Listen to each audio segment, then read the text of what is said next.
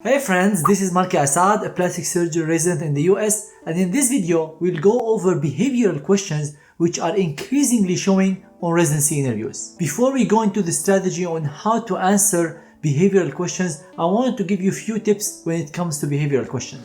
First, preparation is key to answering behavioral questions more than the other type of questions, because you need to prepare as many scenarios as possible for the different possibilities of behavioral questions. Generally, I divide the type of behavioral questions into categories. So the first category could include teamwork and leadership, and under that there might be different types of questions that you might get asked about. The other category is failure and challenges or hardships that you went through. The third category is patient interactions. These could be positive, negative, and the fourth is communication with the team, which includes residents, faculty, medical students, nurses, and these interactions could be positive or negative. And I have a list of over 200 questions that is available on our blog, thematchguy.com, for free. So go ahead and check that out, and I'll leave the link for this blog in the description below and in the cards above. So after you read these questions, I recommend you have a scenario for the different variations of these questions, because it might be very challenging to find an answer, a good answer on the spot.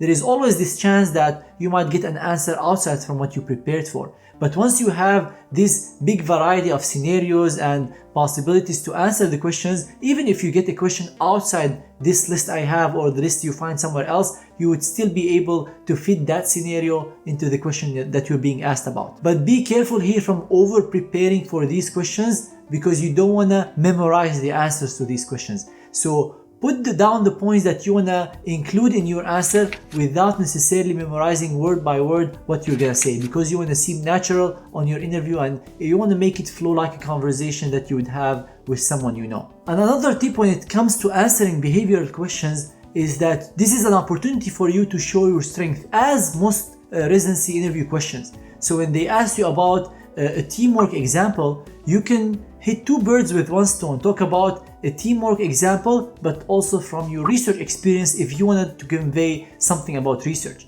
If you wanted to focus on clinical skills, talk about the teamwork from a clinical scenario.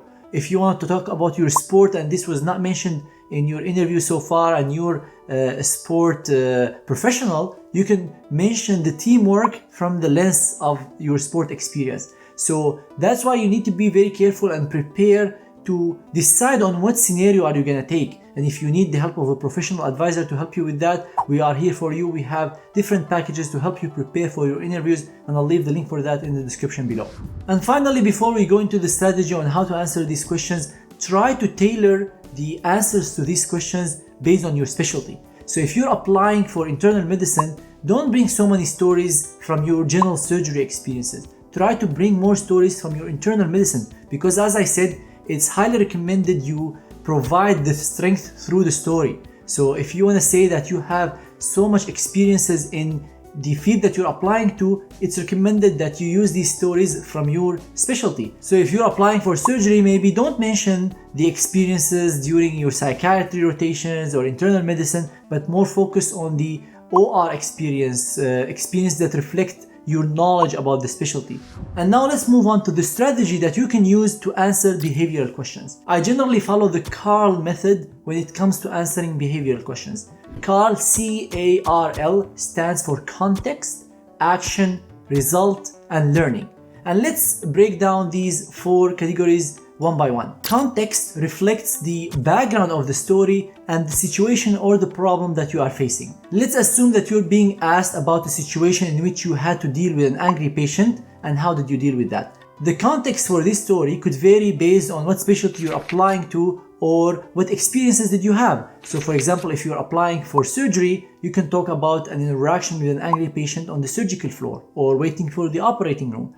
If you're applying for IM, could also be in a clinic or on the floor. If you're applying for emergency medicine, it could be a patient in the emergency room. And this is very commonly encountered, angry patient in the ED. So let's stick with the ED situation.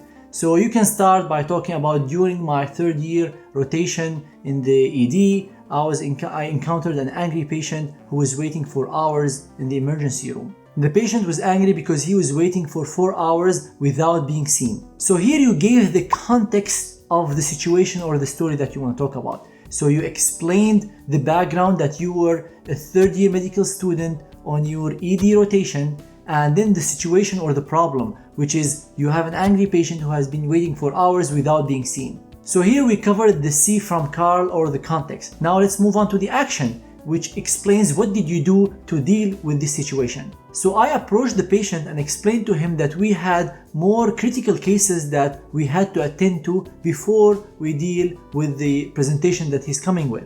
However, the patient was still upset and started shouting at me. I listened to the patient and tried to understand other reasons that might be causing the patient distress. I validated their concerns and apologized for what happened. Here you can see the course of action that the student took to address the patient problem, which is being angry. So the course of action was very reasonable. The student went to the patient, listened to their concern, tried to identify other reasons that might be causing the patient distress, and apologized for the long wait. Then comes the result, or what happened as a result of this action. Now going back to our scenario, after a few minutes, the patient disclosed to me that he's been taking care of his wife who recently got diagnosed with dementia. And this, along with the long wait, made the patient extremely upset and whether somebody will be able to take care of his wife while he's here in the ED. I went and talked to the social worker who provided the patient with resources to support the family, and I also went and talked to my attending who came and saw the patient, and the patient was happy with the care we provided. So here you can see the result of the student intervention. After listening to the patient, trying to validate their concerns, apologizing for what happened, the patient disclosed a reason that might be causing the anger in the first place, and also arranged social support and the care through his attending. The student could also present clinical skills by saying that he examined the patient, he went and presented the case to his attending, and together they came and saw and evaluated the patient, and the patient was discharged home after providing them with the care they needed. So you see how the story can change based on what you're trying to convey from the story. If you want to show your clinical skills, you could have added that portion that you did the exam. You didn't just bring the attending to examine the patient. If you were trying to focus on compassionate patient care, the first story might have been enough.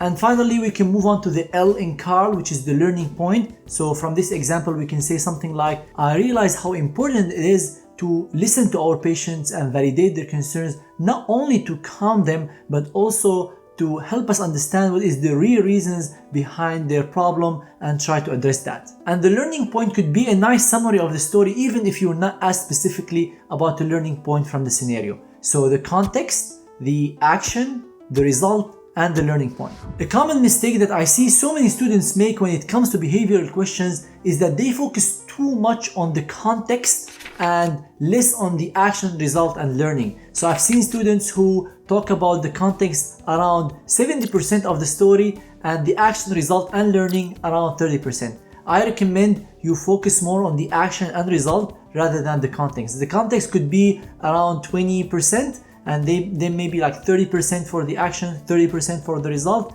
and here you'd be left for around 20% for the learning. You can definitely tailor these percentages based on your story, but I highly recommend focusing more on the action, result, and learning rather than the context. And as always, try to keep your answer between 1 minute and 1 minute and a half. If you need any help preparing for your interviews, behavioral questions, or common questions, make sure to check out the interview packages we have, and I'll leave the link for that in the description below. We have a great list of experienced advisors who interviewed applicants on the interviews from the program director side and also from the resident side. So don't miss out the chance to ace your interview, because the performance on the interview is extremely important when it comes to ranking applicants. If you find any value in this video, make sure to hit the like button, subscribe to the channel, and hit the bell sign so you get notified whenever I post future videos on my YouTube channel. If you have any questions, drop them in the comments below, or feel free to reach out to us on our email info@thematchguy.com, my Instagram or Twitter at Malki Assad, or my Facebook page Malki Assad MD. Thank you everyone so much for watching, and good luck on your interview.